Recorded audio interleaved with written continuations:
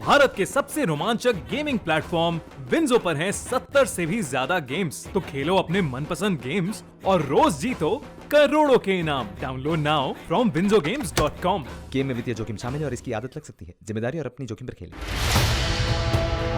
South Korea के रक्षा मंत्री शोहुक अयोध्या पहुंचे। यहां भाजपा सांसद और वरिष्ठ प्रशासनिक अधिकारियों ने उनका स्वागत किया।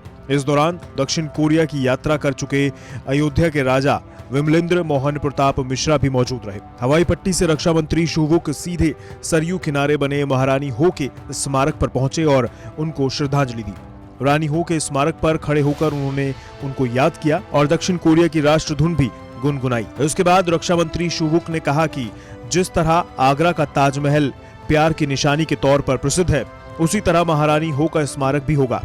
इस दौरान उन्होंने महारानी हो के स्मारक और पार्क पर जाकर विकास कार्यों का जायजा लिया। साथ ही भारत और दक्षिण कोरिया के रिश्तों को भी याद किया। रक्षा मंत्री शोहुक की इस यात्रा को लेकर अयोध्या के डीएम अनुज झा ने बताया कि रक्षा मंत्री ने रानी हो स्मारक और रानी हो पार्क का निरीक्षण किया।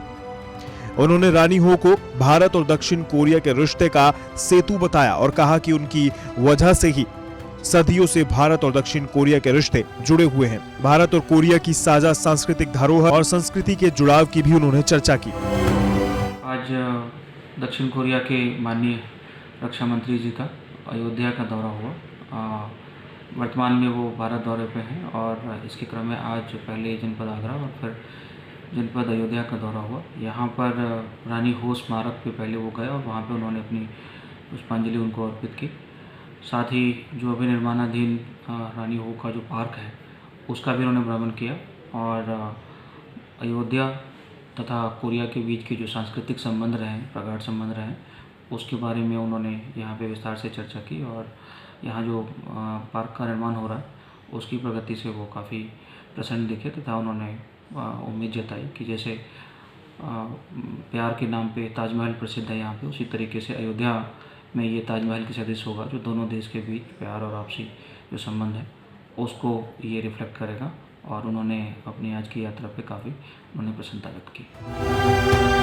आपको बता दें कि रानी हो अयोध्या से ही धर्म प्रचार के लिए कोरिया गई थी, लेकिन उस वक्त उनका नाम स्वर्ण रत्ना था। गिमेहे प्रांत में उनका जहाज दुर्घटनाग्रस्त हो गया। वहां के राजकुमार सूरो ने स्वर्ण रत्ना को बचाया और उनसे शादी कर ली। आज दक्षिण कोरिया की लगभग आधी आबादी राजकुमारी की वंशज है। इससे पता चलता है कि दक्षिण कोरिया के लिए अयोध्या और महारानी हो का क्या महत्व है। अयोध्या से बनवीर सिंह की रिपोर्ट यूपी तक।